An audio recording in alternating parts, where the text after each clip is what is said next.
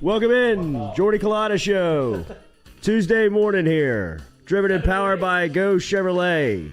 We're going to talk to Will Wade coming up here at 7:30 this morning as Wade will stop by after last night's win, an electric win over Kentucky as LSU last night in conference play down Kentucky. Incredible atmosphere. I couldn't make it. Little Jay had a practice scheduled.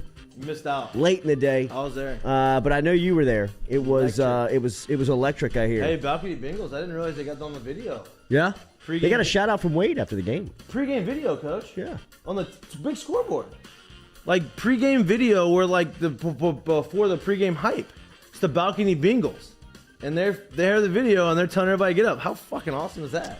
It was a great night at LSU. 65-60. They beat Kentucky last night in front of a incredible environment. Dale Brown Court last night is commemorated. Lots of the old heads were around LSU basketball. Kind of cool. It was. It seemed like it was a great environment, at least through TV. I wish I could have been able to make it, but we were over here for the watch party for Kansas State LSU.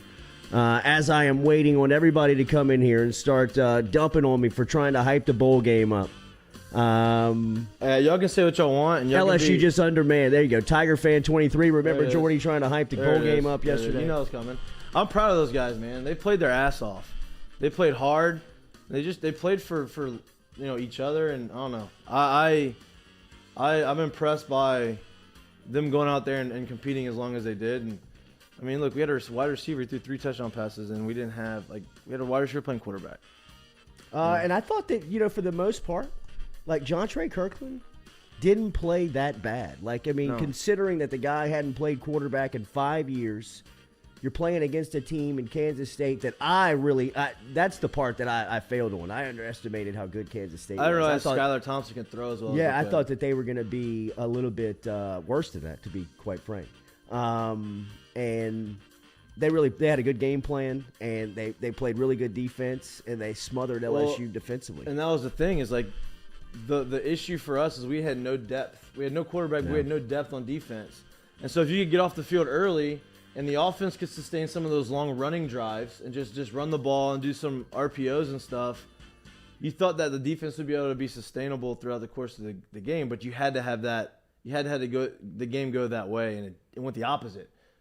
Kansas State had the ball first half, and you had no depth. So you're gonna get exhausted. You did see some glimpses, I thought, last night. You saw some shades. You saw some things that really kind of stood out. I thought B.J. Ojulari played freakishly. He looked good. I thought he was all over the field. He was moving everywhere, side to side. He was running all over the place. He looked real fast. He just looked healthy. Chris Hilton, big play. Chris Hilton at the end of the game, I think you got a chance to see his stride. And what a game-breaking wide receiver he could be once he kind of settles in. So, I mean, look, I think that there were some bright spots, but all in all, it was a bad night for LSU football. Yep. Brian Kelly was interviewed. I thought that the Kelly interview was pretty enlightening. I thought he kind of gave you a little bit of jokes on, his accent. kind of keeping up with the First of all, accent and stuff. His accent, I love that he said that Boston doesn't really have accents. That just makes me chuckle. Like, okay. Yeah. I think he's trolling you. No, right. Yeah, no doubt. right? No doubt. I think that was a sarcastic, like, hey, I hear what you're saying. I'm gonna one up you with a joke that I'm gonna make you think that I'm the old man and don't know what you're talking about. Yeah.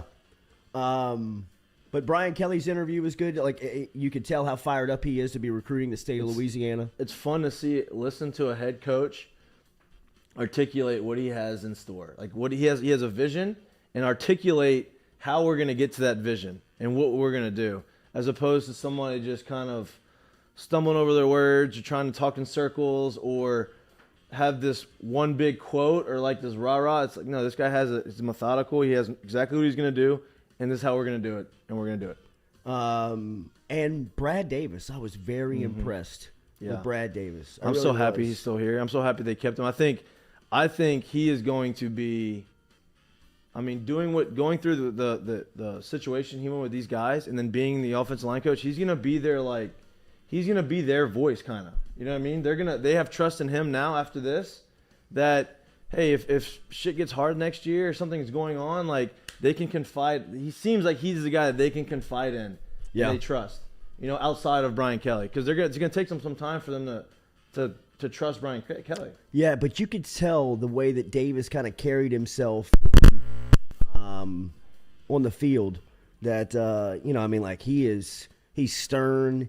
He's got he was jumping on guys for doing stuff that was costing the team. I mean, he was very invested in the last night's game. Awesome. Yeah, I mean, he is. He's very impressive, and obviously he's a Baton Rouge native, and he's back at LSU, and he was the one that was retained really from last staff and brought in late to replace James Craig. So, I was very impressed with Brad Davis. I thought one other thing that Brian Kelly said that stood out, and you were watching the Jordy Culotta show, brought to you daily by True Blue Water and Majestic Coffee, and all of our guests via the phone line, which Will Wade will be here at 7:30, and Nick Underhill from New Orleans.football will be here at 8:15 this morning, talking Saints football going into the final regular season week of the NFL calendar. One of the other things that Brian Kelly said that stood out last night was that he is going into the transfer portal, and he's talking about how the transfer portal is going to have to really be something that they pay a lot of attention to, that they recruit, and that they are building this roster on. Because one thing I do believe that LSU, when you look at them, it's just it was unreal to see it in real time, just how undermanned they are. Right, and I think the team next year is going to look completely different than the team this year. It's not. I mean, they're not going to resemble. I mean, out of those guys that started on defense, one guy is probably going to start next year, maybe two. Take the front four out, the back end, the linebackers in the back end, because the front four was basically intact. Like, that's going to be your front four. At least 2 or 3 of those guys are going to be your front four next year. But, I mean, you can see. You go look at all the guys that are LSU's retweeting, and it says, blessed to have an offer from LSU. Blessed. The Virginia linebacker just got offered from LSU.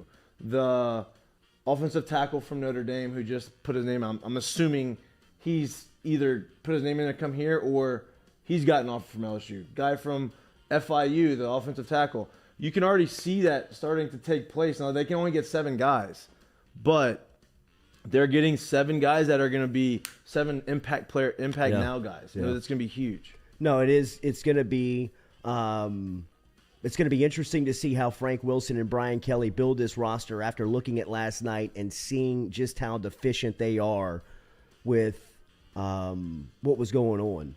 Hey, what happened to Cade York? You know what? I don't know. I have no idea. I mean, I think that there's a report out there that says he got banged up going through practice. And Besh. What happened to Besh? And the Besh situation was maddening. I just, when you were watching that game last night and you saw Besh on the sideline with his helmet on throughout the first couple of quarters, and you're wondering, where is LSU's top wide receiver? Like, why are they not using one of their best pass catchers? And then they put him into the game late in the game. He's playing his, he plays his role, man. That's it. He's an intense guy. He goes out there. He's trying to make a play. He hadn't played all night. He's playing with some emotion. A flag goes up. The flag wasn't on him. No, he actually, right, but retaliated. Right, he retaliated. But LSU's coaches treated him almost like he was the one that got the penalty and brought him out of the game. I just didn't understand. I don't think that's why they kept him. I don't know. I didn't understand how they were using him. I didn't understand what was the problem with him. Well, the guys calling the game said that he came late. Like, he wasn't at bowl practice. He only had one practice. Which tells me he was probably going through COVID protocol. I guess. If he's playing, it's not disciplinary. Right? No. Oh, you wouldn't. I mean, because he went out there last night. Unless he was banged up, I don't know. I don't know. I have no idea. We should get to the bottom of this. It is. It was frustrating for sure. Yeah. I mean, and you could sense his frustration. There's a lot. There's a lot that could go into it. So I don't want to speculate and make these accusations or say this is why it's happening. When there's so many ways this could go. So I don't know, but it was very, very, very weird that he was not on the field. I mean, it seems like he was in the COVID, and in the COVID protocol. But I mean, the way that they managed him last night, the way that they played, he only got in for one play, right? Right. Which tells me maybe that he just went in.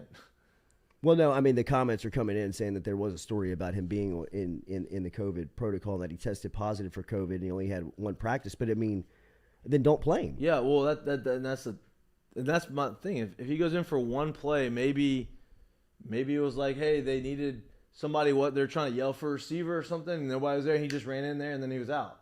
And maybe that was part of it. He wasn't supposed to play, but he went in. Maybe. But you could tell Brad Davis's reaction, like when the play that he was in there, and the penalty was like concerning him. Yeah. He was kind of like, get him out. You know what I mean? Right. Like, which makes me think that he wasn't supposed to be in the game. Maybe he just went in on his own when they're calling for the receiver or for the, if it was whatever formation.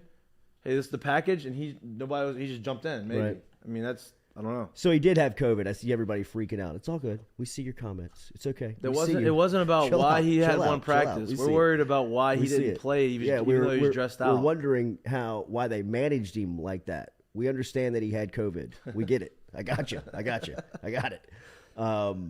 But the management of him last night, like if he's got COVID, then why dress him and why play? Why even kind of tease him as if he can play? Right? Like, I mean, now they may have had conversations and said, hey, look, you're not going to play. You're probably only going to be here for emergencies, but it's your bowl game. Do you want to dress out or not? And he probably had the option of saying, if I'm available for emergencies, I'm going to be dressed out. And that's probably part of what the frustration came from, is like he wanted to play and be on the field, and they weren't allowing him to do that because of, he just physically wasn't ready or whatever it may be. So, I mean, that could be why he was dressed out. Saying, hey, you know what? You want to be a part of it? You can be a part of it. You're here for emergencies. Daily, we're brought to you by Kayshon Ready Mix Concrete. Remember, Kayshon Ready Mix, CajunRMC.com, CajunRMC.com. Kayshon Ready Mix is where you find them at online, CajunRMC.com. They provide ready mix concrete products and services to meet all of your concrete needs, whether it's residential, commercial, industrial, or municipal. CajunRMC.com. They strive to be the premier provider of quality concrete. They've got 9 locations around the greater Baton Rouge area, which means if you order concrete, all of the deliveries will be completed on time to the exact specifications. High-quality products, grade A equipment, and clear safety standards. Get in touch with Kayshon Ready Mix at CajunRMC.com. So LSU is going to enter this kind of quarterback no man's land of wondering who is going to be the signal caller next year. As LSU will return Miles Brennan, will return at this point Garrett Nussmeier, who has been redshirted, right? Like now after all of the things, he has worn the red shirt and is going to go into next season as a redshirt freshman along with Walker Howard, who is the number 1 quarterback, 5-star out of St. Thomas More on the way in. I wonder how soon this competition is going to start, right? Like spring is going to start, the day 1 competition. I think that Miles Brennan probably feels like he's got the upper hand here and the experience level here. But the more you talk to people around LSU, the more you get the sense of Garrett Nussmeier is somebody that they really, really like and they kind of want to get to. Well, you can see how much they like him. Like, you can see when he's on the field why they like him. He was just young. He was thrown into a situation where, they just couldn't put him in a position to succeed. They didn't know they didn't know how to do that. Look, let's be real. I think that, barring any injuries or barring anything that something outrageous that happens, I think it's a 2-quarterback race. I think Walker's probably going to redshirt, and I think it's probably going to be between Nussmeier and Miles Brennan as the starters and backups. That's just what I think. I think that's what they ultimately want is for Walker, unless he goes out there and since he's enrolled early and he goes in spring practice and says, wow, he has a complete understanding of what we're doing and he has the speed of the game and he's making all these plays. Like, unless something like that happens, I think that it's going to be between Nussmeier and this isn't based off of talent. This is based off of them just making sure that their guy is ready to be in the limelight when he's ready, you know? And but I think you're right. I think Nussmeier, I like watching Nussmeier. Now, look, Miles Brennan didn't come back here for nothing. You know what I mean? Like, I think he knows going in, like, he's probably the number one guy, but he's not that far ahead of number two. People speculating about Caleb Williams. I don't know if Caleb Williams, he ain't got a shot, man. He's going to USC or the Georgia. NIL deal that he is going to demand, the NIL deal that he's going to get, is nothing that LSU is playing in the ballpark of right now. I mean, there are reports and speculation out there that Caleb Williams could demand $2 million from an NIL deal that Georgia and USC and possibly a dark horse team could step in and play. I mean, here's the deal. You look at what that Ewers kid signed at Texas. Yeah, he hasn't played. This guy played as a freshman and was really good. So if that guy's going to get $4 million and they're technically in the same classification, this kid's should get more than that. So we don't. I mean, it's not even about the money. There's no reason for him to come to LSU. Why come to a new? He's trying to get to the NFL. Why come to a new spot when you have to? They're trying to install all of this new things. Go to somewhere that's pretty much established for him. If I'm him, and put myself in the best position to get to the NFL. I mean, if I was a quarterback of Caleb Williams' stature, I would be looking at Georgia with not a quarterback in sight. Yes. And playing for the national championship. Unless he loves USC, unless he loves Lincoln Riley. And unless it's the Lincoln Riley, if that's what pulls him to Southern California. Either way, he's going to demand a ton of money that he's not going to get in Baton Rouge. He's not going to get that type of money at LSU that he is going to get on different schools. I mean, I think that the Lincoln Riley situation obviously gives him a leg up at USC, and then schools like Georgia. I think Georgia even looks at Texas A&M and LSU or in Alabama and see that they've got to keep up from an NIL standpoint, they could potentially lose out on a couple of these players that they've gotten over the last couple of seasons. So here's the deal, though. We keep talking about like A&M and Georgia and Alabama.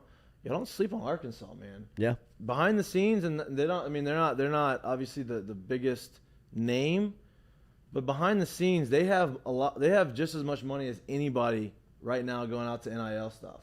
I mean, they have three of the biggest business names in the country. Yeah. And Walmart and Jerry Jones and who's the other one? What's the other? Tyson Chicken. And Tyson Chicken. Yeah. Yeah. So I mean, they've got money and they have people that are motivated to spend it too. So I'm not saying they're on par with A&M, but I mean it's the SEC West is not only the best conference in the country and the best division in the country, it's also the richest division in the country. Yeah.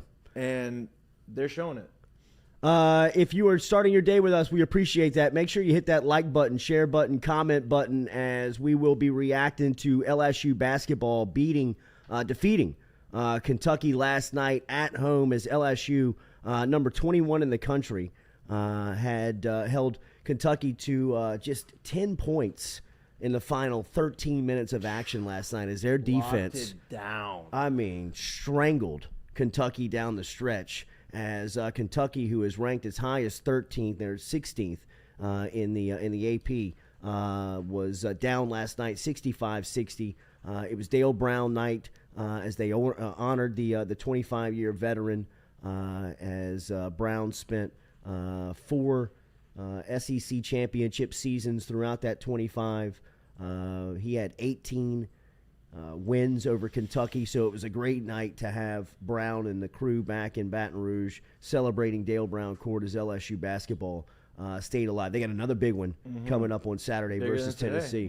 We'll talk to Will Wade about that coming up here next on the Jordy Culotta Show. Don't forget, every single day that we're brought to you by City Cafe, citycafebr.net, citycafebr.net, located on O'Neill and George O'Neill, where they've got daily lunch specials. They'll be celebrating LSU's basketball win today over there with a great lunch special. Stop in and see Squeaky Miranda, Cody Miranda, Dirk and the crew as City Cafe, citycafebr.net. When we come back, we'll talk to Will Wade here on the Jordy Culotta Show, driven and powered by Go Chevrolet.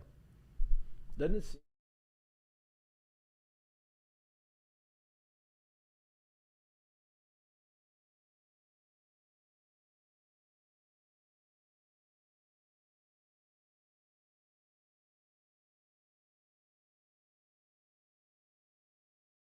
Gearing up for spring and summer down here in South Louisiana, and you want to keep your lawn maintained during these sunny seasons? Get in touch with our friend Blake Abear over at Abear's Lawn Maintenance, where he says, you grow it, I mow it. 225-485-8022. 225-485-8022 is where you can find Abear's Lawn and Maintenance, the official lawn and maintenance company of the undisclosed location. Papa Earl's, the fine spice, originating right down here in South Louisiana by our guy Mark Pop Norman. Developed it back in 2018 and won Amazon's Newcomer of the Year in 2019. They pride themselves in having 30% less salt and sodium than the leading brands at the same price point. You can find them locally. Look for Papa Earl's at Rouse's, Calandro's, Mathern's, High Neighbor, and more. True Blue Water, true hydration at its finest. Right now, you're only a few minutes away from getting your 5-gallon water delivered to you, just like we are over here at the UDL. All you got to do is log on to truebluewater.com. That's TRU, bluewater.com. The website's fantastic over at truebluewater.com. You can get your service and find out how quick it is. You can schedule a delivery, even hop on the billing system right there at truebluewater.com. TRU, bluewater.com.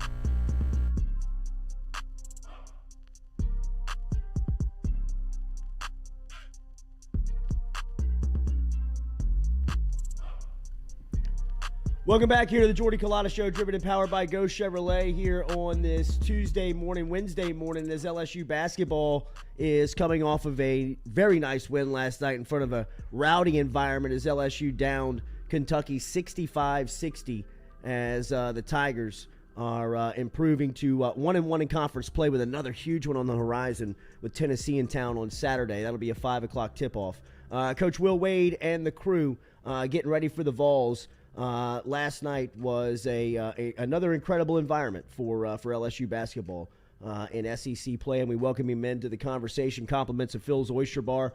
Coach, good morning. Boot up. Boot up. How are you guys doing? Doing good. That was an electric night last night in front of your faithful. What was that atmosphere like? Well, it was fun. It was fun at the end of the game when we had those couple dunks. That was wild, but we got to avoid being in those situations. We got to be able to close out games a little bit better and make our free throws and not have some of those issues that we had. So we'll get back to working on that today, and get ready for a really, really good Tennessee team. They play Ole Miss tonight, so we'll be able to watch that. And they had a good game with Alabama last week. They played Arizona right before Christmas, so we've got a lot of good film on them, and they're going to be a very, very big challenge for us, just like Kentucky was. The start, I know offensively, is something that you've been trying to alleviate or trying to get better production out of. What did you think of the way the game started for you last night? Well, we were better. Yeah. We were better at the start. We got off to a better start. Our start to the second half has been a problem now. 2 straight games at Auburn and against Kentucky. We missed a layup to start the second half. We ran one of our momentum plays and had a layup and just missed it, and then they hit all the threes. And so we got to work on coming out of the gates and starting the second half. So we got to just get back and do some things that help us out. We still lead the SEC in free throw percentage, but our last 5 games we're only shooting 65%. We're leaving 4 or 5 points a game at the free throw line. We've got to get the turnovers under control. Second half, we only turned it over 6 times. If we could turn it over 12 or less times a game, it would help our offense exponentially. So, got to get back to work on that.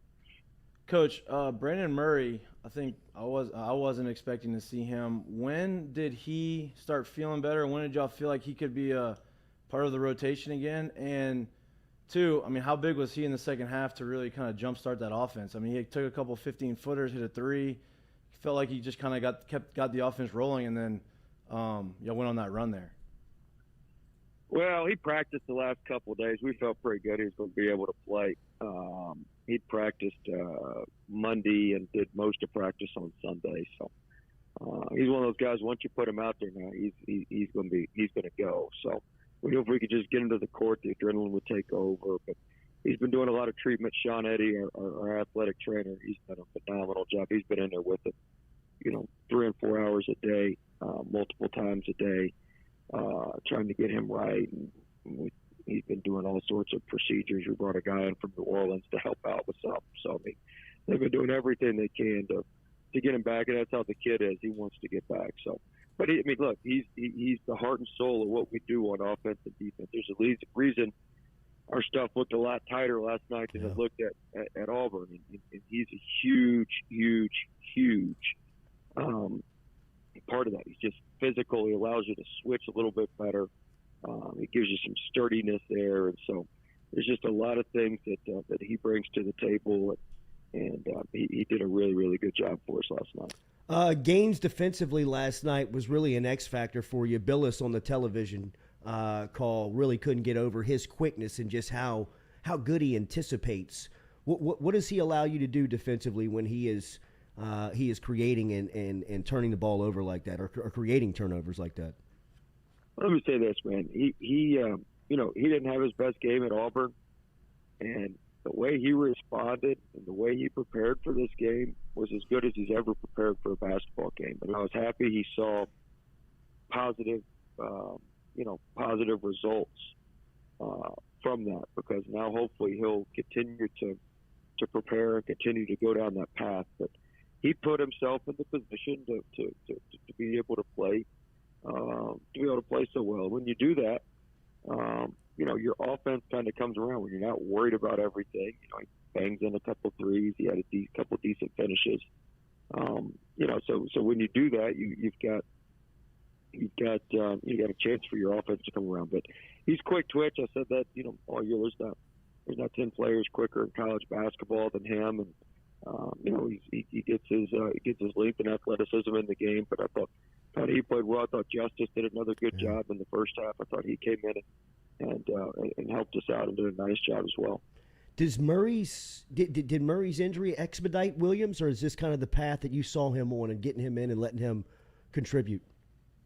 Well, I mean, you saw it at Auburn when we played him extended minutes. You'll see it the rest of the year. I mean, you have to be an idiot to sit in practice and not think he could help us. Right. And we're a lot of things, but we're not just total idiots. We knew that we were going to need to do it at some point. It was not really the red shirt as much as his foot. His foot just got healthy. His foot didn't get healthy till about 2 or 3 weeks ago, when he could start working out and practicing. But certainly not having Murray, I mean, the option was Justice or, start playing Parker and some of the walk-ons. So we felt like we were gonna need him, and that he was the best option. But look, I mean, the SEC's physical. We're gonna have other guys down throughout the year. We're all fully vaccinated and boosted. All the players, all the coaches, everybody in our program. Boost up. But but I mean, we could certainly have some COVID issues, even with all that. So there's just a lot of factors, and he's a great kid. Look, like I told him, he's going to be so much better next year for having played this year. Like, we're not going to have the kid for 4 years. Right. So, he's going to be so much better this year or next year for the experience he gets this year, whatever that experience is. He's going to be better for that. And, I'm excited about it. He's going to be a great player for us. Being at Auburn and watching him handle that moment in person was pretty impressive, because that stage was enormous, but it never felt like it was too big or bright for him. As he was very impressive in his first collegiate action on the road in Auburn Arena. Speaking of healthy feet, does Sharif O'Neal become an option at some point? Yeah, we just got to keep working him out, keep working him. We got to have some, we kind of have to work him out one day and he can practice, and he's kind of off the next day to rest his foot. So we've got to get some consistency there, and he's somebody that we could certainly, go to. Like I was saying earlier, we need all 10 of those guys healthy. We need our top 10 guys healthy there. And then, we pick 8 or 9 of them that are ready to go that night. We may have some sickness, some guys go down with injury, whatever it may be, but we need those guys healthy. Last night at the end of the first half, I know that you did not like that possession, but were you yelling at the official? Because it looked like your guy was being held. No, I wasn't yelling at the official. Yeah, I didn't think so. I was right above you, and I was like, "Yeah, Jordy, I don't." There are some shots on ESPN of a slow-mo of people behind you that are. I mean, you can see their eyes just going out of their head, popping out of their head of you walking towards the locker room. But I knew when that ball hit the floor like that, you were going to go crazy. Well, I mean, look, you played Kentucky. The reality was, I knew at halftime we were in some trouble. Oscar only played 9 minutes. We had Wheeler out of the game, and we're only up 5. We should have been up double digits. And, we just got to have an urgency about it. You can't just let the damn ball bounce 3 times. Right. We have to have somebody go get the ball. And I'd warned him about Toppin. Toppin killed us last year at Kentucky. He did the same stuff. He loves playing LSU. He killed us last year. And I told him, I said, I'm more worried about one of these bench guys, Toppin, Vince, these guys coming in. Like, we're going to do a good job on these main guys. And that was certainly disappointing. You can see it in the players' eyes when they're walking like, oh no. Halftime's we messed up. And we're up by 5. What's the challenges Tennessee provides to you on Saturday? I mean, look, they're number 2 in the country defensively behind us. Who'd have thought we'd ever said that? But they are they're number 2 in the country defensively. Their offense, they're shooting a bunch of threes. They're shooting it well from 3. Obviously, Kennedy Chandler, they don't turn the ball over hardly at all on offense. They do a great job on the offensive glass. So it'll be another slugfest and a big challenge for us. Speaking of your defense, last night over the last 10 minutes of the game, you gave up 13 points. Is that as good as a stretch as you played this season? And you played very high-quality defense up to this point. Well, it was probably as good as we played against a big-time opponent like that. I thought our guys buckled down and did a nice job. We did a really good job rebounding. Mm-hmm. Did a really, really good job rebounding. That's not easy to do against him, to keep it even. We only gave up 12 to Oscar, but he kept, we gave him 2 less offensive rebounds than he typically gets, and I thought that was huge. Great win last night. We'll see you Saturday. Boot up. Thanks for the time. Boot up. Thanks, guys. Boot up. There he is. Will Wade checking in this morning. Compliments of Phil's Oyster Bar, just like he does each week here as we review last night's win and preview game against Tennessee on Saturday.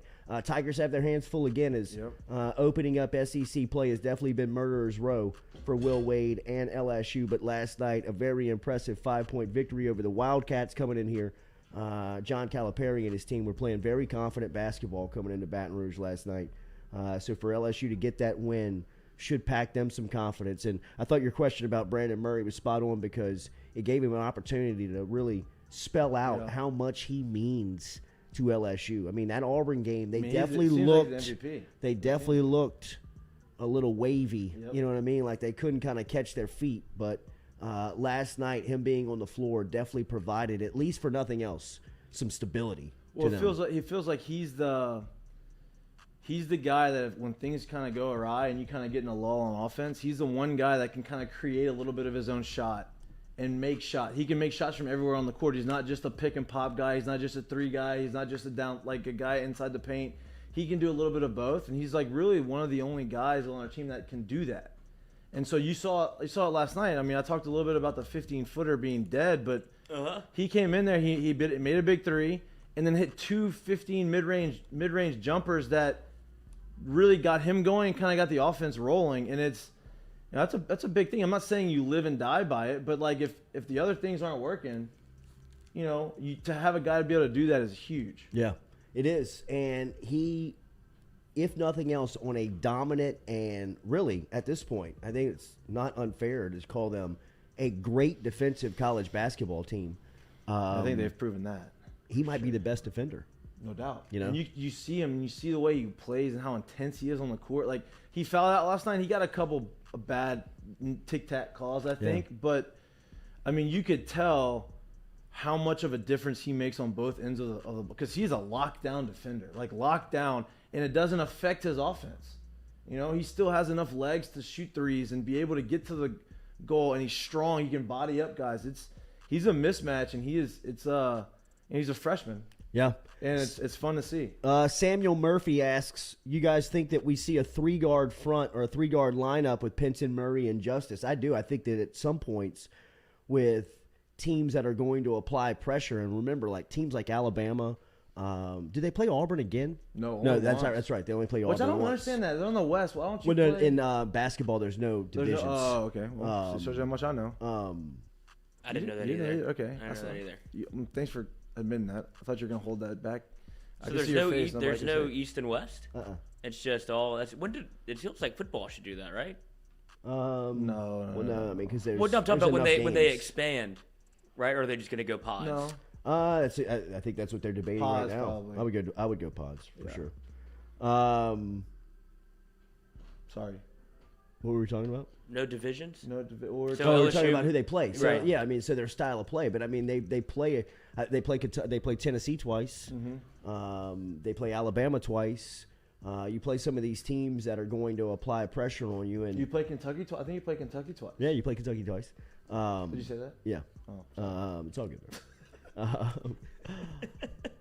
But that's where you nailed the Will Wade interview though. That's where you can potentially see that. You know what I mean? I think that's because Wade has shown in the past that he does not mind having multiple or as many as he can get ball handlers on the floor, because especially in like tournament play, March play, you can't have enough guys that can handle it on the floor.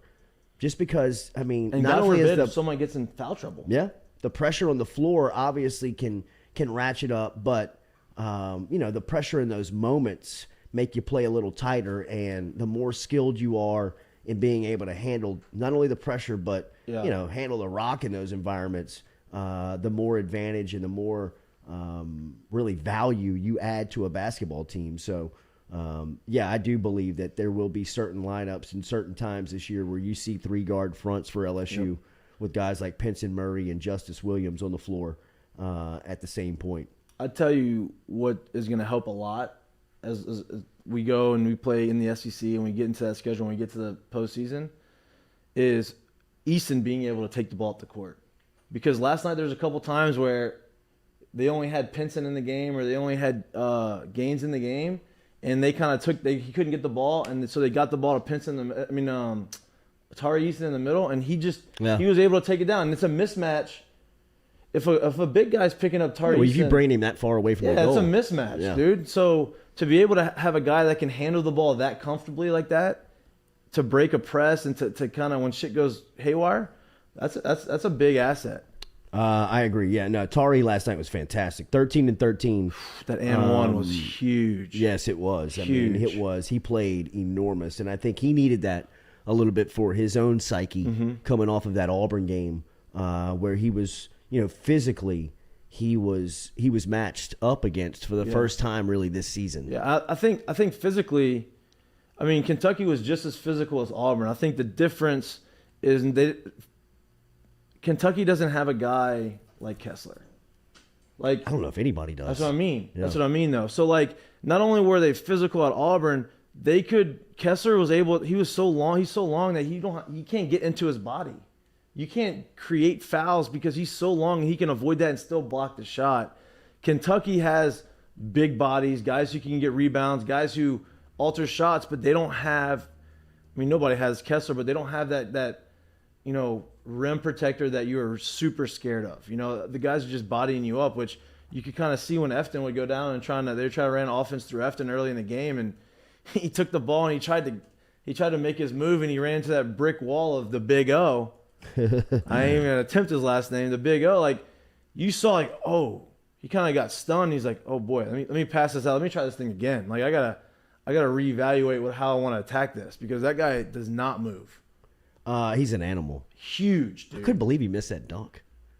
He rimmed it? I think Did he jump too far out? I think he jumped. I think what happened was the defender was didn't body him, deked him, but he thought he pulled the chair on him. He was bracing for the body, and so he was waiting for it, and he got too far away from the rim. I mean, you rarely see somebody that long miss an opportunity like that. Hey, watching Kentucky's warm-ups is special. I mean we us too, but these guys, it's unbelievable. I mean, both teams, you watch.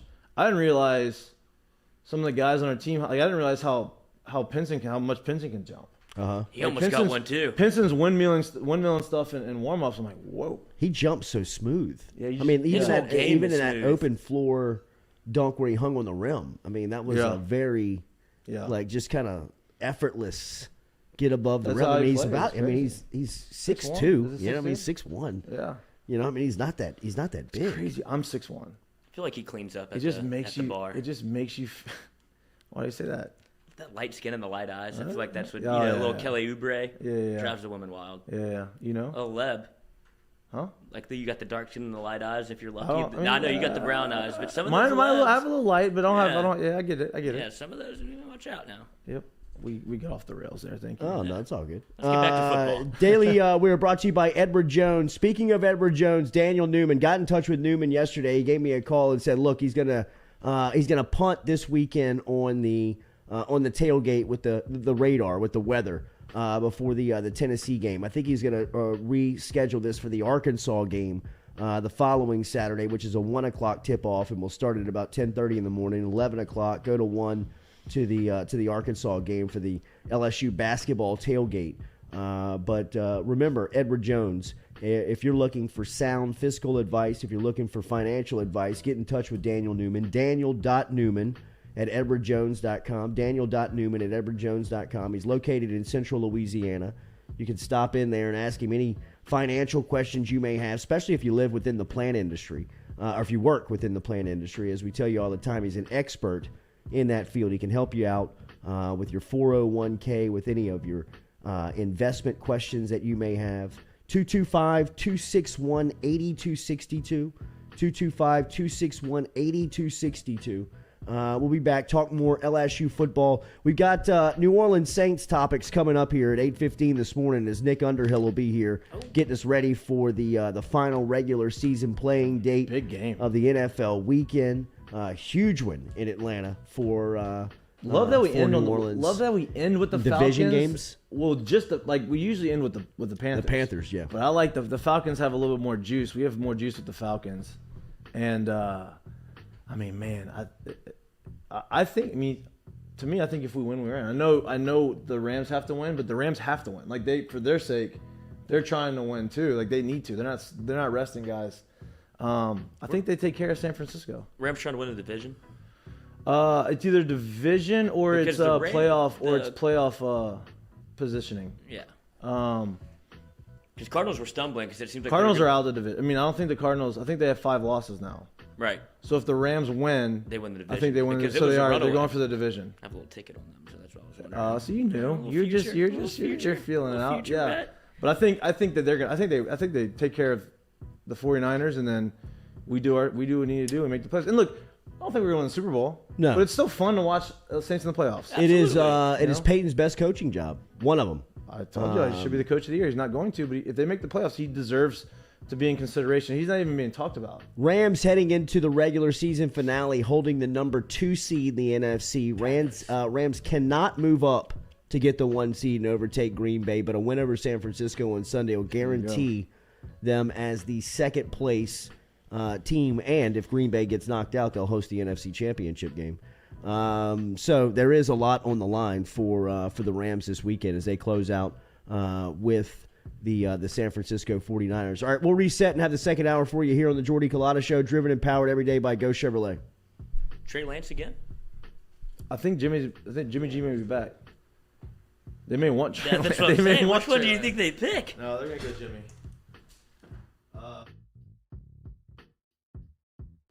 The game again for his knee injury from UL.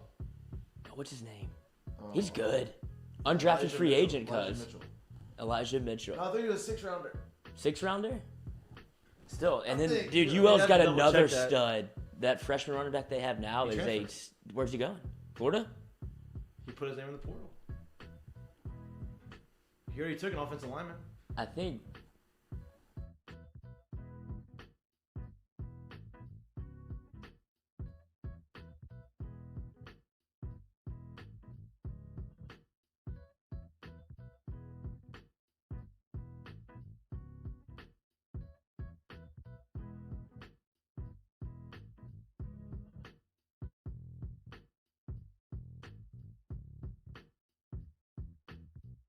Papa Earl's, the fine spice, originating right down here in South Louisiana by our guy Mark Pop Norman.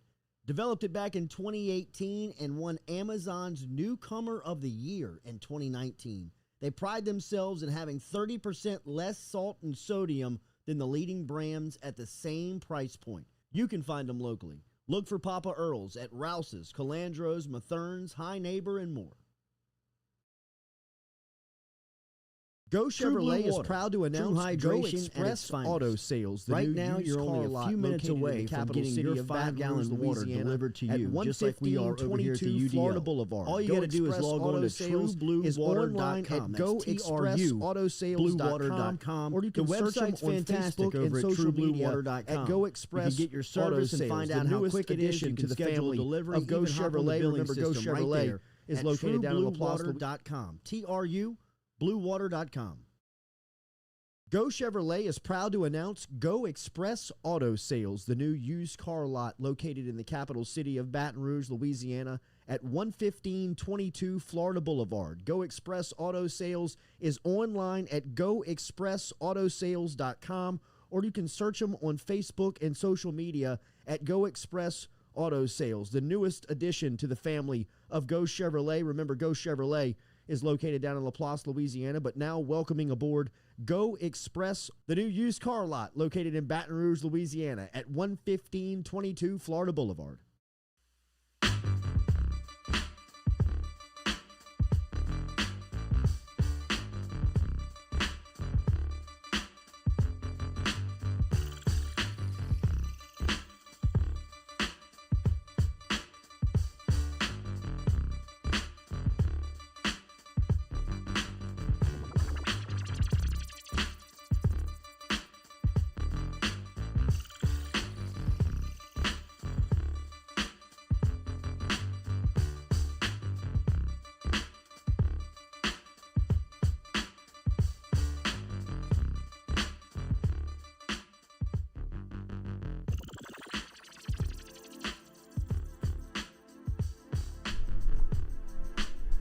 All right, welcome back here to the Jordy Culotta Show, live here on this Wednesday morning. We'll talk New Orleans Saints with Nick Underhill coming up here in the second hour as the Saints are set to take on the Atlanta Falcons this weekend. And we were talking about the coaching job that Sean Payton has reeled in here in this 2021 season. They first in New Orleans for Payton without Drew Brees, and he does it with Jameis Winston going down and Trevor Siemian going down and Taysom Hill going down, and he's trying to find some consistency at quarterback. All the while, Saints are 8-8 and in second in the NFC South. Won a couple of games over the last couple of weeks as they beat the Jets, the Bucks, and the Panthers over the last month. They did lose to the Dolphins at home, and they'll end it this weekend in Atlanta with a 3:30 start with some something to play for, which is wild to think about. If you would have presented all of those scenarios to a Saints fan or to somebody that covers the Saints 12 weeks ago and say that you'll be without, 3 quarterbacks, so you'll have to shuffle around 3 quarterbacks. You don't have your wide receiver. You don't have your top wide receiver still. You had some things going on with COVID that you've had to shuffle through and a hurricane that people forget about. You do. You forget about that. How mad are Atlanta fans that, like, man, I know we probably weren't going to win the division this year, but, I mean, the Saints have used 4 quarterbacks. Without Breeze. They have no receivers, and we still can't beat them. We still can't. Well, I guess they did beat us early, but we still can't be ahead of them in the division. It's it's got to be maddening, but especially when Atlanta looks at Breeze the last 16 seasons, and I mean somebody who has just sculpted them. I mean, just killed them, and finally they probably think that they get a little bit of a refresher, something, like they're finally past the devil in Breeze. And Peyton is still beating up on him. They realize that Peyton's the real devil. He is, man. He's the devil. Because let me tell you, this has been one of, if not his best coaching job. And I know that we've said that a couple of times this year, but now here we are at the finish line of the regular season. And I mean, looking at what New Orleans has accomplished with this roster and with what he's had to go through from a coaching standpoint, not being healthy, being COVID protocol, I mean, just all the variables of the season, I believe that this will go down as Peyton's how about this? One of his monumental seasons, I agree. man. How about this, though? They make the playoffs. They're the 7 seed. They go out and they play in L.A. against the Rams in a dome, right? And the Rams' real weakness kind of on defense is not being able to stop the run. So you get the offensive line back healthy. You win the game. You get the offensive line back healthy. It's not – I mean, the Rams haven't been playing great. It ain't past the realm of possibility. You go out there and you get a win. And God forbid Sean Payton has a win in the postseason this year. Wow. You give him the trophy. He wins. He gets the trophy. He's the winner of the Coach of the Year award because nobody – I guess the only competition would be Mike Vrabel, the job he's done in Tennessee, because he's kind of had a lot of the same issues with injuries and not having the guys and COVID stuff. But, I mean, you can't argue what you're seeing on the field, but it's in the realm of possibility that they can win the first game playoffs. You think Zach Taylor will get some votes? He does. He should. Absolutely. I mean, and look, I was listening to Darius Butler was talking yesterday, and he made a very good point. And he was like, they're going through Coach of the Year, and they were asking him about, what about Green Bay? And he's like, what do you mean, what about Green Bay? What were your expectations for Green Bay in the beginning of the season? 11, 12 wins? They're going to get that. They're going to reach those expectations. What were your expectations for the Saints after Sean Payton? Now, he didn't bring the Saints up. I'm just throwing the Saints in there. But he said, what are your expectations for the Bengals? Did you think they were going to win the AFC North? No. What were your expectations with the Titans after Derrick Henry went down? Oh, they're going to lose until he comes back.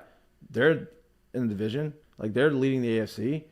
Like, those teams those coaches, that's how, to me, that's how you know Coach of the Year. Like, are these teams outperforming what they should be doing? And that's what all these guys are doing. Yeah, I mean, it's one of Peyton's. It's one of Peyton's what? Oh no, he's giving me a weird look. No, I was thinking for my next question I was going to ask after Jordy talked, but I guess I'll ask it now.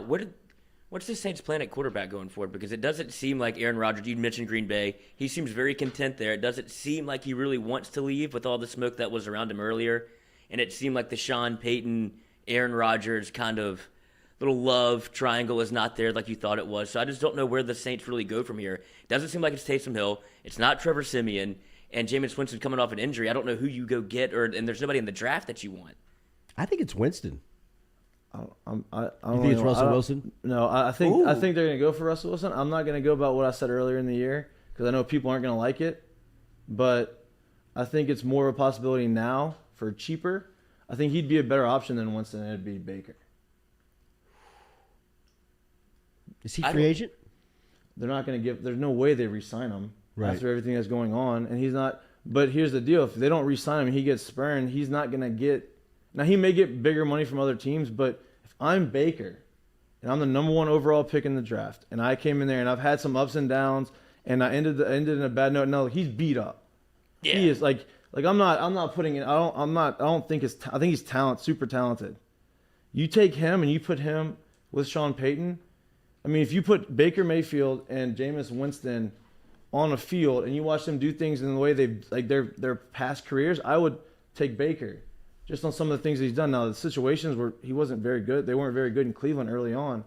But you put him with Sean, like it's a possibility. Now I don't even know if that's even on the radar, but I wouldn't mind seeing it. Would you take Russell Wilson over Baker Mayfield? Yeah, yes, obviously, but Russell would cost more, and I don't know what's going to happen over there. But I think people that aren't really mentioning it, like they don't think that's a possibility. I mean, look, Baker's not going to play this next week. Like he's already talking about like, now I got to figure out what's good because they're still in the run. Now they're not. He's not going to play. So, you know, depending on what the Browns do with him, he could be on the market and it'd be something to look at. Isn't Baker Jameis Winston 2.0? I think he's better. You think he's better than Jameis? I think he fits. I mean, isn't he the same player? That Jameis Winston was when he came over to New Orleans. Isn't that who Baker Mayfield is now? I think Jameis had more of this, like more of like highs and lows. Like Baker doesn't. Yeah, Baker's had some lows and he's had some highs, but he hasn't had. He wasn't necessarily. He didn't throw 30 interceptions. You know what I mean? Right. Like he's not as careless with the ball. Yeah, he makes some bad decisions, and I think he's better underneath than Jameis was. Jameis is. If you say Jameis, I want you to throw everything down the field. He would look better. Like you're like, man, this guy's got some zip. He's getting the ball there. Like, he maybe try to force some things in there, but you tell him to throw it underneath. That's what he struggled with. And look, I'm not a quarterback guru. I'm not a football analyst. I just know what I see, and I kind of just feel that Baker. You played the position, dude. I did, but not like at the level of the NFL. And it just to me looks like Baker has a lot more to give to the game, and I think that if you have the right guy with him, it can unlock a lot. I don't know. I think I don't know. I think Jameis Winston is. I think they are kind of the same player. Well, I think Jameis Winston's a couple of clicks better than him from a talent standpoint, but from a decision-making standpoint, they're very similar. I mean, think about Mayfield over the last couple of seasons. I mean, he's led the league in interceptions and turnovers and bad decisions. And when Jameis Winston got to New Orleans, I mean, one of the things that you really had to clear up was just his decision-making. I mean, some of the things that he was seeing and trying to fit into windows just was not there, and it was leading to 30 picks a year. Well, and I agree. I mean, I'm not saying Baker's perfect, but all I'm saying is I think that, there's a lot that goes into that. Like a quarter, like Sean Payton could look at film and look at both of them and look at what they do and how they operate an offense, and maybe the scheme wasn't good and wasn't great for him. Like I'm not like Baker's obviously not the quarterback like Tom or Aaron or those guys who you can put him in there and the scheme is all him. Like it doesn't matter what scheme it is, he's the guy. Like I think he needs to be schemed a little bit better. He also obviously needs to do some things a little bit better, but I think that Sean obviously is probably he's a quarterback guru. Yeah. I mean, he's gotten guys to win games that nobody thought would be able to win games. We will talk to Nick Underhill here in 10 minutes. If you have any Saints questions or anything concerning the Saints and their playoff potential run, get inside of the chat app, get inside of the bunker and drop it. Hashtag Ask Nick, Ask Underhill, as Nick will be here from NewOrleans.football coming up here in 10 minutes. If you have not already, please make sure that you are subscribed, that you are liked, shared, commented on the post, as that helps us out a ton over on YouTube, Facebook, JordyCulottaShow.com. Make sure you like, share, give us a comment, as we are looking to get in front of more eyeballs, and that will help us out with that interaction on JordyCulottaShow.com. So Nick Underhill coming up here in a couple of minutes, as remember our daily sponsor and dentist is Johnson Spiller. Johnson Spiller with 2 locations, one out in Gonzales, one over in Baton Rouge. Prepara Avenue over in Gonzales is where you can find them. Johnson Spillers, johnsonspillers.com is where they are online. Also, Facebook and Instagram as Johnson Spillers. You can find them there. Get in touch with them for general dentistry, pediatric dentistry. If you're looking to get some Botox, you can get that over at Johnson Spillers. JohnsonSpillers.com is where you find them online. And tell them you heard it right here on the Jordy Culotta Show. What's your next little visit? Still a couple of months out. I still got a minute because I just had the last one. So I mean, I'm probably about a month and a half, 2 months. But then the next one is the finish line. So is that you? Hardest part's over. Hardest part's over. All right. Hardest part's over. A little bit of a half sell last time on the second go around. It wasn't as much as a walk in a park as they tried to sell it. But we're all good. We're all good. Was that the first time or the last time? The first time was brutal. Well, the first time I feel like the first time's always going to be brutal for. The first time was absolutely crushing. The classic undersell. It was crushing. Well, I think that's the first time for anything, really. Like you get all that the first time out the way, and then after that, it's a little bit easier. Yeah. How long were you in the chair? The tooth extraction to the front tooth, as the dentist told me, he said in our trade, he said it's about as painful or as bad of a. You gotta get the first one out. You gotta do it, man. You gotta get it, and then now the next time you in, you're okay. That's what I'm expecting. It's not going to exceed the expectations. Your expectation level, you didn't know what to expect the first time. After that, your expectation level goes way up. It's all a process. It's the same tooth. Yeah. Right. So I mean, we're building something here. So the Jordy Culotta show. Yeah, right. You and Brian Kelly, baby. Breaking ground on my gums. on the gum was that was a big day. Just like breaking down on the culture shock that Brian Kelly I think is about to go into for LSU football, because today really begins the Brian Kelly reign. Right. I mean, today is, in my opinion, the way I'm looking and viewing Brian Kelly, or at least LSU football under Brian Kelly's direction. Mm-hmm. Today is the start of it, right? Like everything up to this point has kind of been like, this is how it's going to be. This is what it's going to feel like.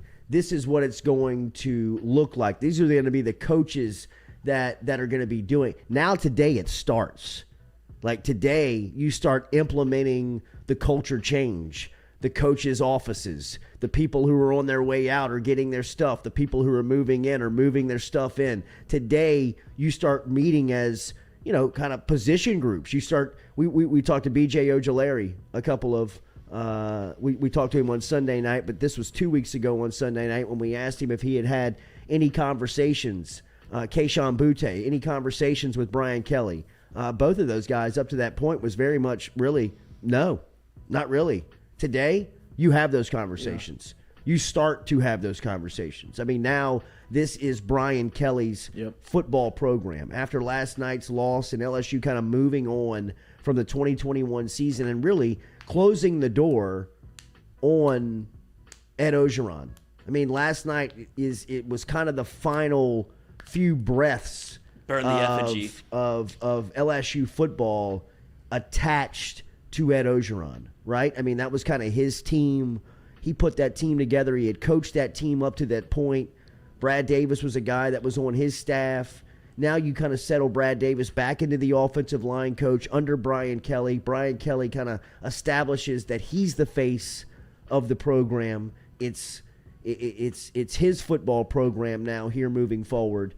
And I believe today really kind of starts that. That this is the day that you'll kind of look back and say January 5th, 2022 is really when Brian Kelly dug into LSU football and began to change things. Yeah, I mean, he's gonna have the whole meeting. He's gonna have the team meeting. The team's gonna be in there. Everybody's gonna be in front of him watching him. He's gonna probably introduce the staff, introduce the new guys, give everybody the culture talk, what he wants to do, what he's trying to implement. But here's the interesting thing. Usually when you have another coach come in, and if he has that immediate success, everybody's quick to say, oh, he's winning with the other guy's players. He's winning with the other guy's players. He ain't winning with many players. There's not very many players here with the attrition of injuries, transfers, drafts, opt-outs, whatever. There's not much. There aren't many guys here that he can say, oh, you know what? I am winning with O's recruits or O's guys. Players. And like, you say, well, his recruiting class. Well, he lost some of those. Like, he had to go and re-recruit those guys. So I think that's kind of a cool thing to come in for him. Is like, look, this is with all this attrition. Yeah, it's a negative, and it's we saw the evidence of that on the field last night. But now you're stepping back. Hey, Now this is really my thing. This is my team. This is our team. This is the culture I want to bring. Now he doesn't have to get 25 guys. Now he can go out there and fill 34 spots with transfers or however many spots you can get with transfers and kind of have his mark really early. And that's what the transfer portal allows for, right? You get to rebuild it kind of in your own way, in your own mold, as opposed to, I mean, when Les Miles came in after Nick Saban, he wouldn't have done anything with, like, that era probably would have gone very differently if the transfer portal existed because they wouldn't have had the option to stay. No doubt. All of those LSU guys that were entrenched in LSU with Nick Saban probably would have explored the portal, and Jordy probably would have been a little bit happier because Les Miles would have been out a little bit earlier. But now in this way, it kind of works to your advantage because Brian Kelly can go get the guys that he wants, build it in his mold, and he's like, what do we call him the most? He's a proven winner, and so he's going to go get guys that fit his mold. Yep.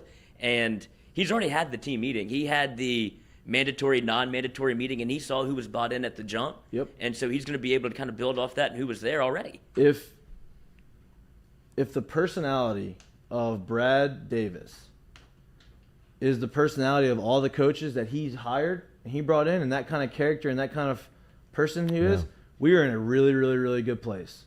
Because, look, Brad Davis wasn't his hire. But you have to think that he sat down with Brad Davis and he saw the way Brad Davis was operating, the interim head coach of that team, and he's like, I have to have this guy on my. This is the guy that I want. This is the culture I want to bring. And that's not his. That wasn't his choice at first, but he met him, I'm sure, and said, okay, this is my guy. If the other hires are like that, LSU is going to be in a lot better place and a lot quicker than people think. I am seeing on, and we're going to get to Nick Underhill, and we'll get to some of your comments here, and I want to talk about some stuff here before we get out of here today. Some people think that Garrett Nussmeier not playing last night is a sign of his character and showing that he didn't. I knew this was going to happen. I knew this was going to happen. And I've been the author of some pretty stupid takes, believe me, and I'm not running from them. But that's a dumbass take. I mean, like that is. That's not up to him. I knew that was. I mean, did you see Garrett Nussmeier on the sideline last night? I mean, he wanted to. They had to give him a headset and a clipboard to keep him calm. I mean, because he wanted to go into the game. I mean, that kid wanted to play. That player wanted to play the game last night. And anybody that's taken a shot, a personal shot at Nussmeier, I mean, give me a break. Come on, man. You don't know what you're talking about. I mean, that guy. It wasn't up to him. That wasn't his choice. It wasn't the player's choice. That was a family decision. Like, I think Brad Davis, said out loud when they were asking him about Nussmeier leading up to the game, it was going to be on him, and that's how they see best for his future and for his evaluation as a football player. Who the hell is anybody? Who are we to tell them that is wrong? Like, thank you. Please, like, come on. Check yourself on that take in the sense of take off your purple and gold glasses. Garrett for 1 Nussmeier second. was sitting out because he didn't have, like you trying to sell it like you didn't have the balls to play. I mean, come on, the guy wants to play, man. I mean, he wants to play football. It's just it wasn't really his immediate choice. I know Brad Davis said it's up to Nussmeier, but it wasn't up to the 18-year-old student athlete. There was a team around him that says, look. Let's wait and see and get into spring with Mike Denbrock and Joe Sloan and Brian Kelly and the guys that are going to be coaching you full time to give you an evaluation to see where you're sticking and to see where you are, and you haven't burned a year of eligibility in the age of the transfer portal, right? I mean, like, this is the best in what suits Garrett Nussmeier for his development. Let's just support that and move on. Thank you. It's really just kind of the only way to handle it. I mean, you should be thrilled you didn't lose him to the transfer portal. That's what, right? When Miles Brennan came back, if he didn't want to be here or he didn't want to play, Miles Brennan says, I'm coming back to LSU. You have the #1 quarterback recruit in the country. I'm transferring if I don't want to be here, if I don't want to play in the bowl game. You don't think if they said, hey, Garrett, you can play in the bowl. We want you to play in the bowl game. He wouldn't have jumped at the opportunity. At some point, you have to take a step back and say, okay, this guy, as a fan, someone who's not in the know of everything, we don't know what conversations are going. We don't know how Garrett's feeling about really wanting to play. I'm sure he probably went up to his dad and his family and Coach Kelly and was like, I want to play in this game. I want to play in this game. And they probably said, no. We understand that. I love that you want to play. you're not going to play. Right. It doesn't make sense for you to play. It does nothing for you to play. It does nothing for us in the long run for you to play. And it wasn't we know the type of player yeah, you are. You're not. There's nothing you're going to show me in this game that's going to change my opinion of you, right? I love that you're eager and you want to get on the field. But this isn't a selfish decision. This is a team. We're looking at what's best for the team as well, right? Like, what is playing in this one game going to do? I'd rather 3 years or one game. Right. I'm giving you an extra year for the team. Like, relax. It's not. We don't know what's going. You don't know these conversations. That's what makes me so mad. Is people we love to make assumptions, and that's like the media. That's what we do. That's fine. But to make an assumption on a guy's character without him saying anything or doing anything is unfair to him. That's all I gotta say about that. That's all I got to say about that.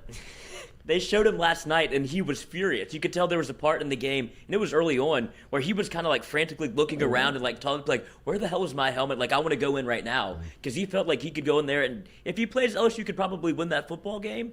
But there's no point. Like, that game doesn't mean anything because it, like Jordy said, it's the bookend of a bad era that ended the worst way it possibly could with Coach O. Like, it started off great, sure, got your national championship, and the more you kind of read that book, the more the main characters don't seem to be Coach O. And so you kind of bookend that with a loss in the Texas Bowl to Kansas State, who would rather TikTok than play in the game with a bunch of white kids, and you lose to that. Like, it's embarrassing, sure, but none of that matters now. Like, it is the Brian Kelly era. Garrett Nussmeier's on board with that, with the fact that he didn't play. Like, he wanted to and he didn't because he knows what's better for the team. Hayden Paris, I love your stupid takes, Jordy. It keeps me coming back. Welcome back, Hayden. Might lose you some money, though. Yes. We will talk to Nick Underhill from New Orleans Football next here and get the latest on the Saints as they travel to Atlanta to close out the regular season. Cam Jordan has been maybe the best defensive player in the league the last few How long weeks. can he do this? One or two. I mean, TJ Watt and him, I would assume. We will ask Nick Underhill those questions if he is surprised to see the efficiency at which Cam Jordan is producing here late in his career. And what he expects from him in Atlanta this weekend.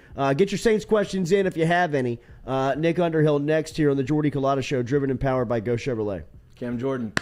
Don't forget about me. I'm still here, boys. Sorry. I think, is it this? No, that's Dante Culpepper. Oh, that's right. He does that's the level up. He does dude. the level He's up. leveling up. Right. Every that's time right. he's getting better, dude. He's building. That's right. He's letting you know, hey, don't forget about me. I'm still here. Daddy How is old here. is Baby. Cam? 32. He's my age. He came out the same year. He came out from 11. Cal, yeah. Beat his dad. There's the sag. Beat his dad in Pro Bowls. His dad had 6. Cam Jordan's 7 now. What does the Pro Bowl mean to you? I think All Pro, or I think the players' votes. All Pro means a lot because that's players, but like All Pro's tough because that's both leagues. But to me, I think if like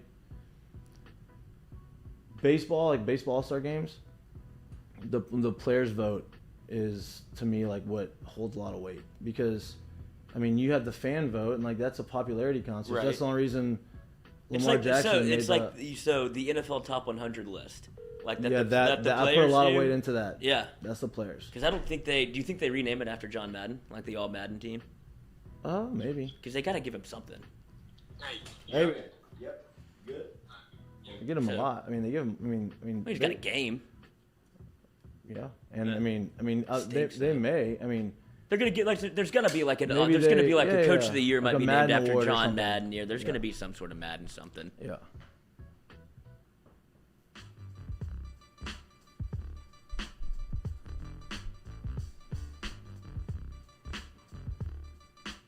I gotta get this SD card back so I can put some songs on here. I don't know who took it, but somebody lost it. 100%.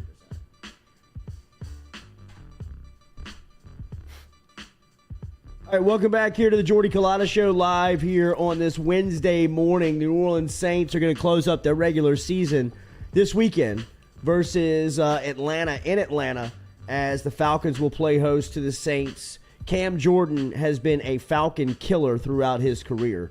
But since week 7 of this NFL season, Cam Jordan has 11.5 sacks. That is Good or no? unbelievable. Last couple of weeks, I think he's been the best defensive player in the league, or at least alongside T.J. Watt as the most disruptive player in the NFL. Anytime we have Saints questions, anytime we have Saints concerns or takes, we go to the best in the business, and that is Nick Underhill over at NewOrleans.football. Remember, you've got to subscribe to the site, NewOrleans.football. They have a YouTube channel as well, so if you're on YouTube, get over there, check it out, and place your subscription over there because you'll get the latest in podcast from NewOrleans.football. Happy New Year, Nick. Good morning. Thank you, man. Hey, how you guys doing? Cam Jordan, what's the explanation from him since Week 7, or specifically over the last couple of weeks? He has seemed like he has been Lawrence Taylor for the last few games, man. I mean, he's been unblockable. Yeah, he really has been great. And, you know, I think a lot of it just has to do with getting other guys back on the defensive line, getting better looks. Marcus Davenport playing out of his mind, I think, coincides with Cam's rise a little bit. David Onyemata coming back and getting more up to speed. We still haven't seen Onyemata really play like he did last year against the pass. Against the run, he's been really good. But he's someone else that draws attention, and you have to account for it. And early in the season, both those guys were out. Davenport was hurt. Onyemata was serving that suspension to start the season. And I think it's really as simple as just having them back. And you go through and you start breaking it down. And, you know, Cam, in games with Davenport on passing plays, Cam sees double teams on 33% of his snaps. Without Davenport, that number goes up to 40. It's a 7% difference right there. And that's just raw, like, this guy's playing and they're both available. Like, on a snap-per-snap basis when they're both on the field, I bet that disparity is even a little bit higher. So just getting better looks. And still, though, you go through and you break down what he's doing over the last 3 games. It's not like they're cheap cleanup sacks either. I mean, he's winning every which way, power, speed, hustle sacks on these bootlegs, just recognize them running down the quarterback. He's doing everything really well. And, you know, that resurgence, I think, is important for them. You know, they're a team that has to win strictly on defense at this point. You really aren't looking at the offense to do anything. So just having 2 guys that are playing kind of at an elite level on those edges, I think is a huge benefit for them. It feels like at the beginning of the season, we had so many defensive line injuries. You had, you know, Davenport out, Onyemata wasn't playing like you said, and Cam kind of got off to a slow start because he was getting a double team more. I think people started yelling, why didn't we sign Henderson? Why didn't we sign Henderson? Now, over these last few weeks, I think you see, okay, this is why. This is like when our guys are healthy, these guys are good. These guys, like our off defensive line is elite when they're healthy. They just weren't healthy early on in the year. At least that's what it feels like to me. It feels like now we're seeing, okay, this is why we didn't have to go out and spend all that money to get Hendrickson. Yeah, you know, I think that's fair. And I think just a lot of people were also wrong on Trey Hendrickson. I mean, you look at what he did last year, to think that he would be, what's he at right now, like 14 sacks? Like, to think he would do that again and be near the top of the league, I think was a little unfathomable. A lot of his sacks last year were kind of like that cleanup nature, benefiting from having good players around him. And look, credit to him that he's continued to keep getting better and to keep performing at the top of the league. But yeah, I don't think, you know, an overall basis, I don't think it's a massive loss to not have Trey Hendrickson right now. I think, you know, you never want to see a good player leave and flourish somewhere else, but they're still getting their sacks. Their numbers are still really good. I mean, granted, he would have helped early in the season, right. You know, when these guys were out, just having a healthy body. But, you know, the issue isn't talent with Davenport or anybody else out there. You know, it's just been availability. And, you know, I think when Davenport's healthy, I think that he's, you know, arguably one of the more talented pass rushers in the NFL. You know, I don't want to disparage Henderson, but like just on a if you had to pick between one of the two when you're the Saints coming off of last year, I can understand the decision they made. It might not prove to be the right decision long term, but in that moment, you're looking at a guy that had 1 season of production. You're thinking maybe it's you know, a little bit of a fluke. This other guy has unbelievable talent, can't stay healthy. You got to make a choice. I understand why they went the way they went, and like I said, it might not bear out to be the right decision. But if things go wrong on Davenport, it'll be because of health, not talent. And right. You know, I think you just kind of had to make that choice at that moment. The offensive line has struggled tremendously, and I know that they've been out without some key figures. What do you make of their struggles, and what is the status of guys like Ramczyk and a timetable of getting him back? as far as like, what do you make of the stretch? Like they're down 4 guys, and Ruiz is the only healthy projected starter right now. It's tough to really make sense of any of it. It's just kind of, can you survive and hold on and grip it until you get to somewhere where guys are starting to come back? And that's kind of the big question right now. Both those guys do need surgeries. Armstead needs a surgery. He's putting it off until after the season with the hope of, being able to play maybe at some point before the games are over. Same thing goes for Ramczyk. He's been dealing with that knee since the summer. He had a knee surgery before the start of the season in August, meniscus cleanup. I think that he needs another one. He was going off and getting treatment on his own before things were getting shut down. Like he tried to do everything he could, and it's the same thing. He's hoping that it gets to a point where maybe he can go out and gut it out in the playoffs or something like that, and then get a surgery after the season and hopefully get right going into next year. But for Armstead, it's a decision, because he is going to be a free agent, and he very easily could have said, you know what, I'm not right. You guys haven't given me a new contract. I'm shutting it down. I'm going to get ready. I'm going to be healthy for free agency. Nobody's going to have anything to worry about as far as my health when I go out there to get my contract. And he's putting this season first, which, speaks to kind of who he's been throughout his tenure with this team, because, a lot of guys I don't know would make the same decision given where he's at, given that the other guy opposite of him just, got this huge contract too, that they took care of him first. So it's, if they get those guys back, they got a shot, I think, of winning a game in the playoffs. Without him, I think it's going to be really tough, because I just don't know what you do well right now on offense is the Saints. And, it's tough to succeed. It's hard to throw a pass behind that line. It's hard to run behind that line. It's just really hard to do anything. So, I think they got to get at least one of those guys on the field in the playoffs, if not both. And if they get both, I think the odds are there of upsetting somebody. But without them, it's going to be a real hard ride. If they, like you said, if they do come back, and I've been talking about this for a few weeks now, but if the Saints go 9-8, make the playoffs, they're the 7th seed. They probably go out and play, or the 6th seed. They go out and play. I think LA, right? They go out and play in the Rams. I feel like that with your offensive tackles, I feel like that's a winnable game. That you're in a dome, you're not in a cold weather place, you're not, a team that kind of gives up a little bit on the ground. If they go out there and they upset and they win and they beat the Rams, and I know he's not going to get it, but man, Sean Payton to me is coach of the year, and I'm biased. I get it, but the job that he's done and to go out and win a playoff game on the road speaks volumes to what he can do. Yeah, that's the only path right now is they would have to have the Rams win this week alongside them against the Falcons, and then they would go to LA. That's the only game they can get. And then I think from LA, the most likely one would be Green Bay after that. So it would be a path definitely to the playoffs. I mean, it's possible that they could beat the Rams. I think the Rams are kind of trending in the wrong direction the longer the season goes.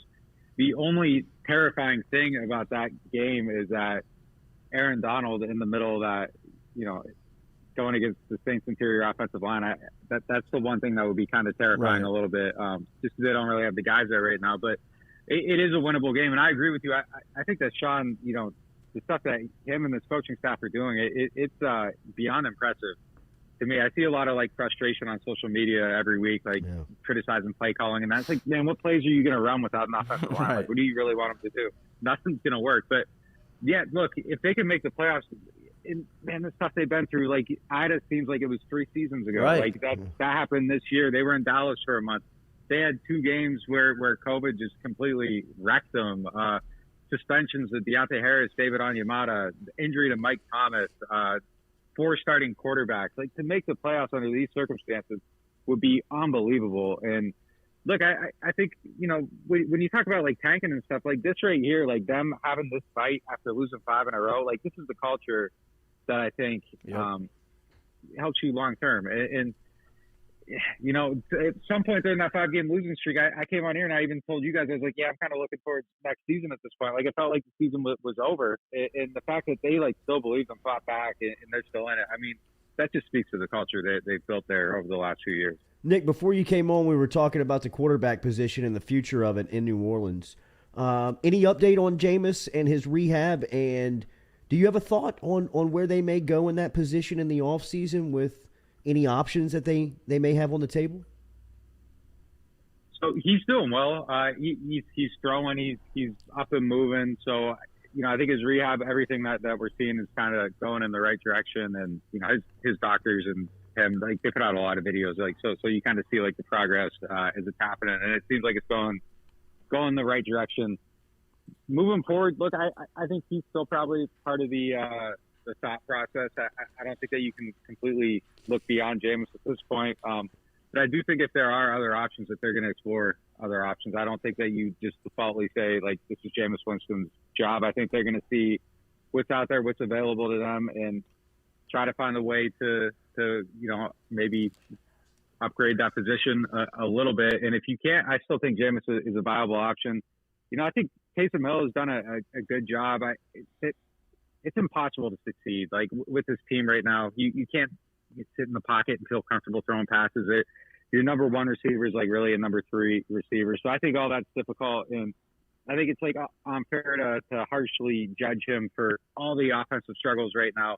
But at the same time, I think we've seen enough to know that he's probably not a starting quarterback. If you got stuck with him as your starter, I think they could find a way to win like they're doing now. But I think you need to try to be, above Taysom at this point. So I think Jameis is kind of like, look around. If nothing else is really there, like, that's a great option. But I think that, if Russell Wilson becomes available, like, you owe it to the rest of this team to at least explore that option and see if you can bring him in, because this team's like a quarterback, a receiver, and, maybe an offensive lineman away from being like a very legitimate contender.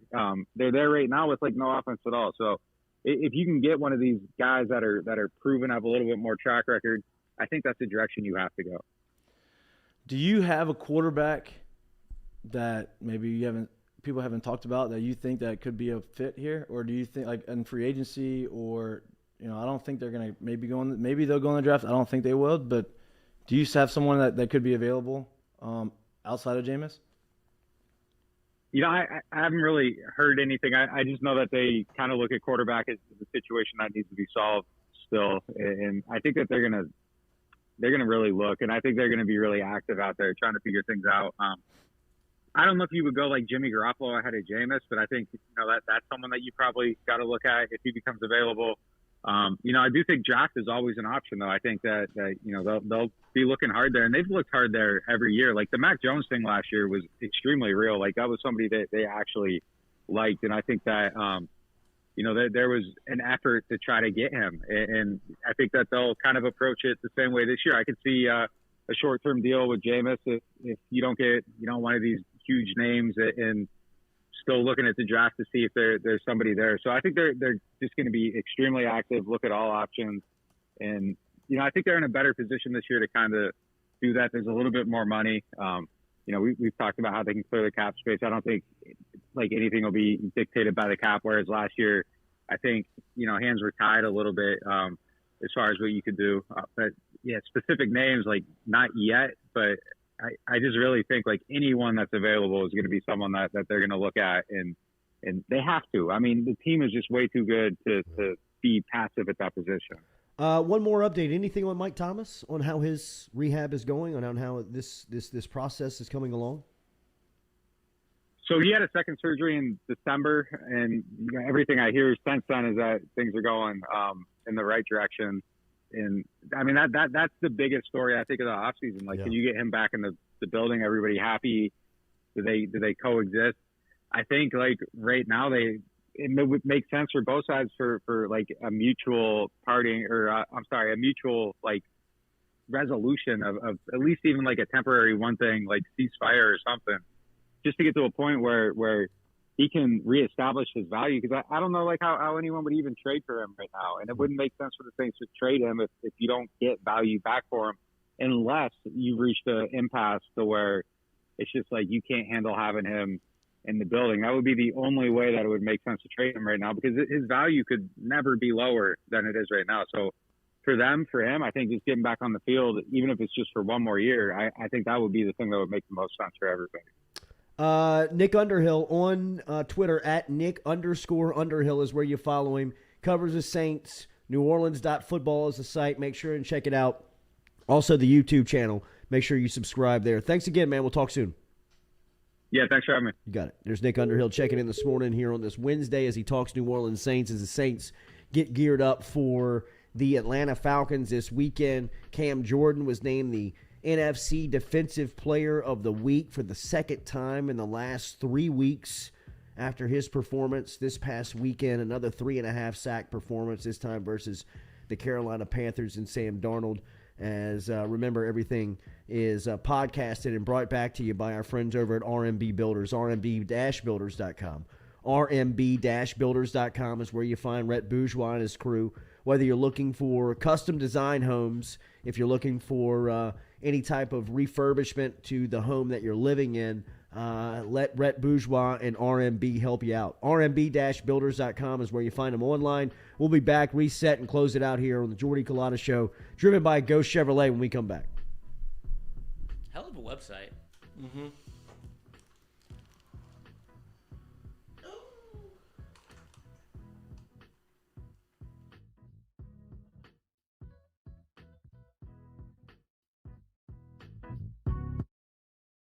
Gearing up for spring and summer down here in South Louisiana, and you want to keep your lawn maintained during these sunny seasons, get in touch with our friend Blake Abear over at Abear's Lawn Maintenance, where he says, you grow it, I mow it.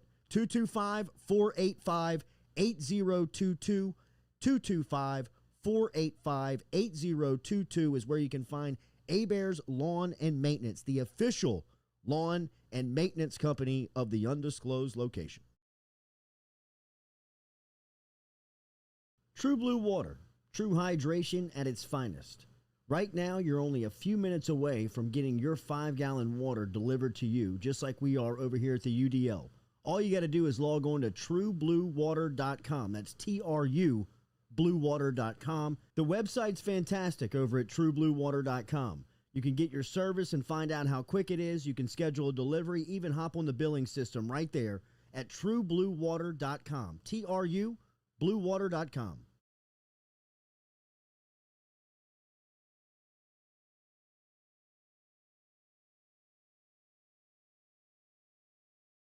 Seven, 6, 5, 4, 3, 2, 1. You'll never have the sacred stone.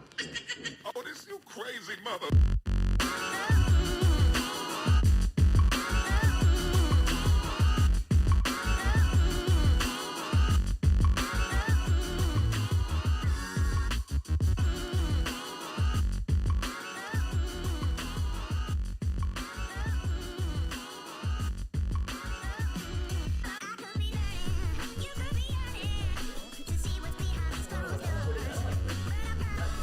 Was that? What? You can sell better. Everybody can sell. They just have to know how their way of selling. Find your style. Welcome back here to the Jordy Culotta Show, live here on this Wednesday morning. Good stuff from Nick Underhill. We always appreciate him. Nick Underhill is over at NewOrleans.football. If you want the latest on what's happening with the Saints, the only site you need to subscribe to is NewOrleans.football. He's got the great and best information as he is locked in.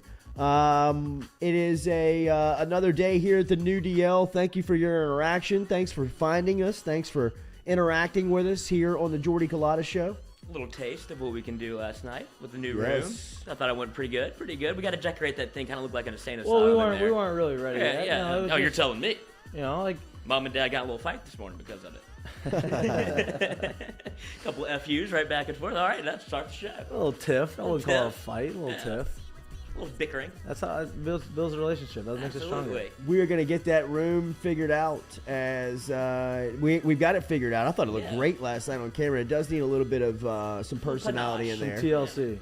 We'll get our guy Mark Fresh Art right here. You'll see Mark Verrett, our guy right there. Mark Fresh Art. Check him out on Instagram. As my guy can help you in the dance world too. I didn't know. Talk about guts, bro. Now you want to talk about take some balls.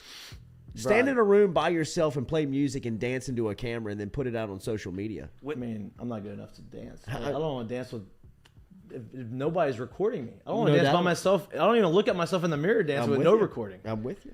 But my man, and he would not strike you as this person if you just met him, like passing by. Like, you know what I mean? Like if you walked in on him like painting, and he was the artist at some show you were at, and then you went to his social media and you saw him like teaching you how to Dougie. You know what I mean? Like you'd be like, hold up, was that the same? Yeah, that's the same guy. Dude, and it is, and he owns it, and he's great at it. If I walked into this room and I saw him and I saw just the painting up, I'd be like, he didn't do this. Like he doesn't. He's so unassuming and doesn't look like he's got all this swag, and he definitely does. If you're like what we were talking about, he's the guy that was dancing on Kel Siraj. It's like a viral sensation in Baton Rouge, and he's the older guy that's like, who's grandpa? Right. He's the one dancing in that video that's absolutely cutting loose. Has Kel Siraj kind of cooled off a little bit? I think he's in the TikTok game and we're not. So like, I don't know. Yeah, we're getting blown out of sight, by. out of mind. We're getting blown. We have no idea what's going on. Noah like runs laps around me. Like social media has changed so much from 3 years. A year. A year. Really? Unless you're in that room, dude, get that phone hooked up. That thing's unbelievable. Once you get your phone paired to all those TVs, you feel like you're master control. Yeah. No, are we good now? Or everybody's like, we don't have. You didn't No take control, tension? right? Now everybody. No, I'm talking about with the remote. Oh, I think I'm still. Did you get it? I got it. Yeah, I got You it. got it. So, Nice. but you have to accept our invitation. We I don't. invited you. How can we all keep it? You have to accept it. So but I haven't received an invitation. Well, because everybody just goes straight for the throat. Well, They that's go, what I Noah. want to take control. When Noah gets back, he's back. He's here last night. Okay, so Noah will say, "Well, hey, everybody, get your phone ready," and let him direct us, and say, "Okay, now Go send the now. invitation. Okay, Jordy, accept the invitation. We do it all in one spot, and now we're all good. Now we don't have to take control from everyone. Everybody has control." When do you think you can get your boy back in here, fresh art? It's a good question. It's hard to hammer down. That's what does he got? Right. Artist. But that's what it needs. There's not really anything you can hang in there. You know, it's like kind of a weird room. It needs to be painted up. It does. Hey, speaking of dancing, how unbelievable has the Gritty grown since 2019?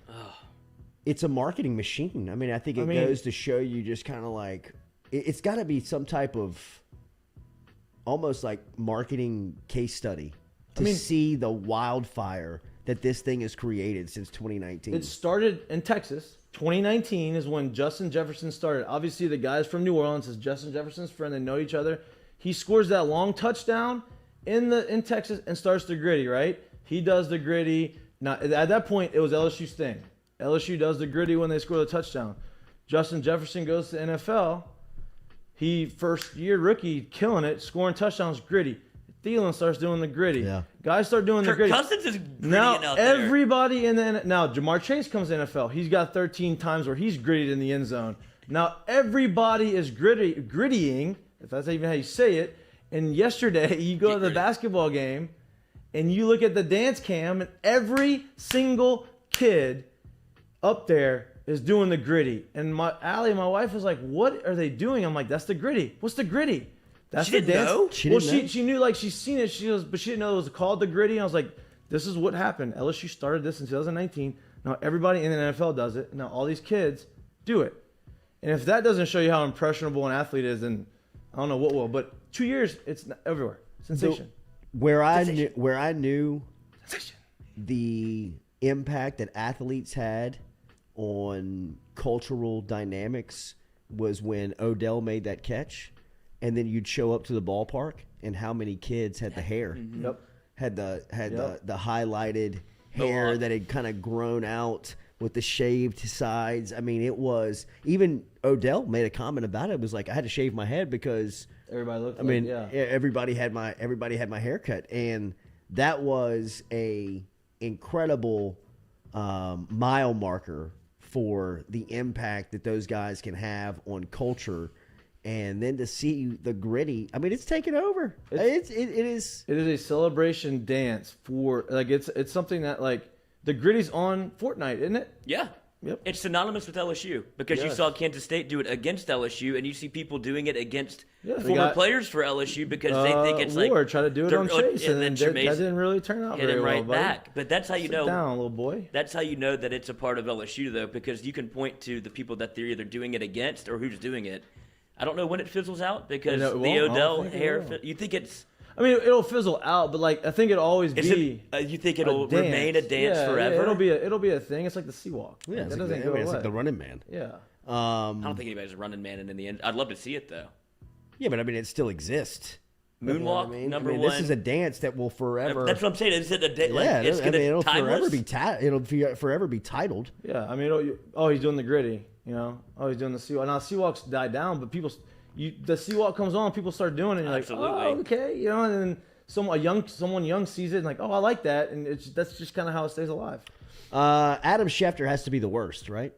Oh my God, that has to be the worst. Like I'm not even gonna attempt it because I don't want to again. But hey, Adam I don't Schefter, dance. He looked I'm like not he a was dancer. Bunny hopping. But I mean, my God, Schefter was okay at the beginning, and then he got away from quick. Yeah, he got caught up in the moment. He got moving too fast. He started like he feeling was stepping himself. on glass or He something. looked like he was at a Mazel Tov. Yeah, right. Like, whoa, don't you get springs in those heels? Watch out, Shefty. Could have used him when he did the Lambo leap. Mike Piata, another one. Go ahead, Mike. Get your shots in, buddy. Get your shots. Mike Piata.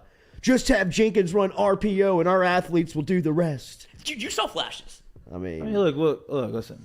What do you want us to talk about? The sky is falling. We're gonna lose. We stink. Yeah, no. I was really just trying Positivity, to find a storyline to keep it positive for the game last night. I underestimated Kansas State. I really did, and that was on me, man. I had no idea that they were going to be as prepared and not as undermanned going against this LSU team, and then to see LSU as undermanned as they were, especially on defense in the back end. Yeah, I mean, that was it.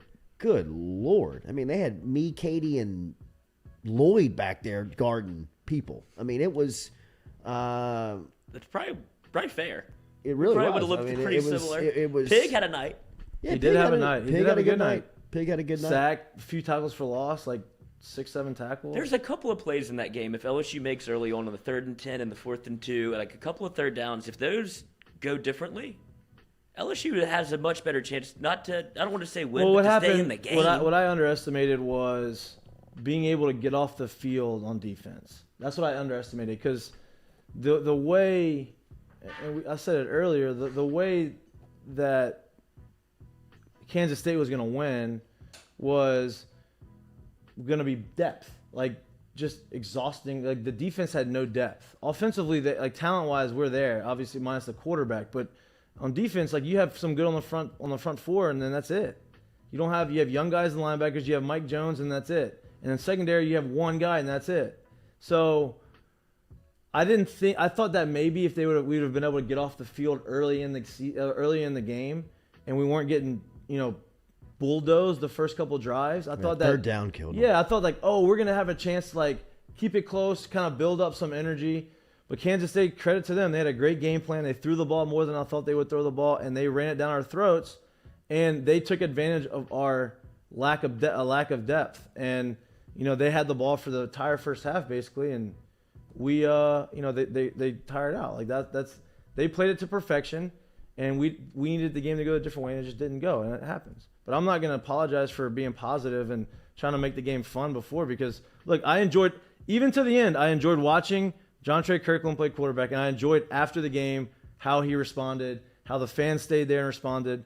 I loved all that. I could go into a whole monologue. I'm not going to. The pass to Jenkins and the pass to Hilton, even the interception he threw, I thought was, I mean, it was just a click late. 5 yards up and just get up and let it out there. He's seeing it, and to ask somebody to do that for the first time in 5 years on that level, I'm not making excuses for John Trey Kirkland at all, because I wouldn't have been surprised if he would have been the MVP of the game. I mean, I think that there were flashes, there were signs, but when you can't get off the field on defense on third down, and you can't stay on the field on offense to start the game, I mean, as many 3 and outs in the disparaging, stat line between time of possession and plays run in the first quarter, I mean, was just it was tough to overcome. It was hard to do that. So, look, man, like I said, you don't ever want to keep a scoreboard in this business, but if the day after you want to let me know about what I said yesterday, you're right. I get it. I mean, and LSU got whooped, and it was never close. So ruined my over though. God, had a parlay. I parlayed under. My under. I parlayed the LSU Basketball? -2, 1. Go home thinking, all right, I should have gone in. I still would have lost. I would have lost 2 bets. I should have, when it got to 10, it got to +10. So it went from LSU being favored to when the first line came out to LSU getting 10 points. And so I was like, you know what? I think LSU. So I got LSU at 4.5 earlier in the week, or last week, whenever. And then I should have gone 10. I would have lost both bets, but I thought maybe they would keep it, whatever, and that didn't happen. I hopped on Kansas State early. And then I felt like they didn't know. Like, sometimes when you're in this industry or on this side of it, we have information that we told everybody that LSU has 38 scholarship players and Kansas State was minus 2.5. And then it's like, what do you think is going to really happen? And then you see it balloon to 10 the day of the game, and it's like, well, now it's too late. And it's little stat. Jontre Kirkland, one of 3 LSU quarterbacks to throw for 3 touchdowns in a bowl game, joining Matt Flynn and Joey Burrow. Yeah. Crazy, huh? Wow. Crazy. In the history of the program. Uh-huh. That's a wild stat. 3 TDs in a bowl game. It's a wild stat. I messed my bet I'd up. had a Jamarcus for sure. How many did he throw in the Sugar Bowl? I mean, I know, right? It felt like you threw 8. Yeah.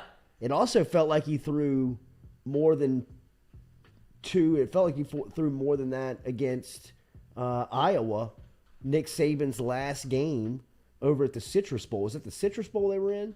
When they played Iowa and they got beat on the Hail Mary. Was that Nick Saban's last game? That was Nick Saban's last game. I didn't think we scored that many points in that game. They put Jamarcus in the second half, or at least late in the first half, and he went buck wild. Like, it was like it started rolling downhill on Iowa, and Jamarcus was kind of looking like the number 1 quarterback in the country. Tate, right? That was a quarterback for Iowa. Tate. Was it Tate? The last name was Tate. Yeah. Through the Hail Mary. Golly, got behind Ronnie Peru. Drew Tate. I messed the bet up. I parlayed the -2 basketball with the under for the football game. I didn't think this had any chance. I did the same thing. Of going over, and it did by a lot. There was 1 of 2 ways it would have gone, over or under. Oh, really? That's how it works? That's how it works. Okay. Or you can push. Oh, now on a half point you can't. How many touchdowns did Jamarcus? 2 in both of them. I thought, dude, when I remember that Sugar Bowl, I remember Jamarcus go buck wild is the perfect way to say it for the Sugar Bowl. 2. Wow.